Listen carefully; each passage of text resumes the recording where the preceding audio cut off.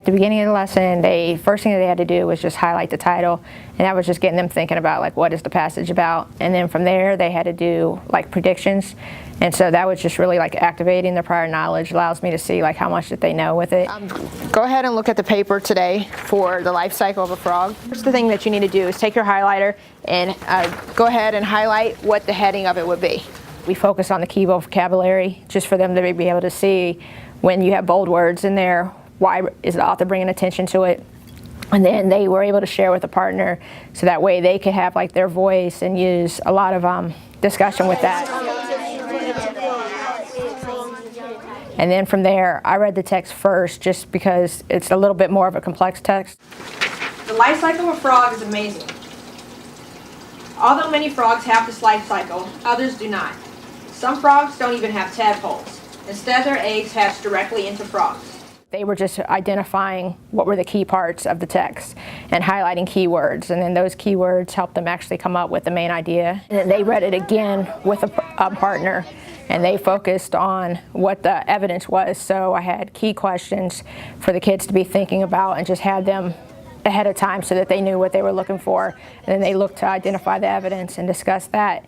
And then they had to raise their own questions. And so that allowed them to really think more where they could have discussions about it. You're going to read the text again. With your partner, what you're going to do is you're going to focus on the topic sentence and what the key words are in each sentence.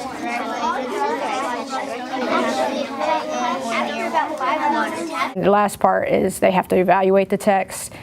Do you think that the author did a good job of writing this? Yes. Did the author do a good job? What was their purpose? Would they have changed anything? So then when they actually write their own writing, they can see, you know, what type of details, what it is that maybe they would have wanted to do differently.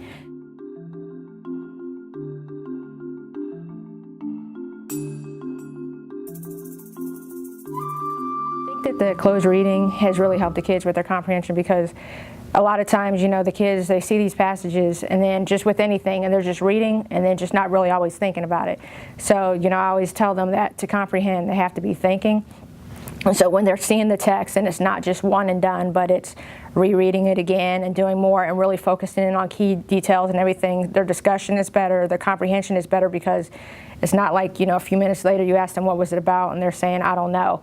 But they can actually have more in-depth discussions and take it further because of the different things of just going back to the text constantly and rereading it. And through each part, the kids have been able to see that something that maybe they read the third or fourth time, they missed the first, second time. So it's really helped them just to understand the stories.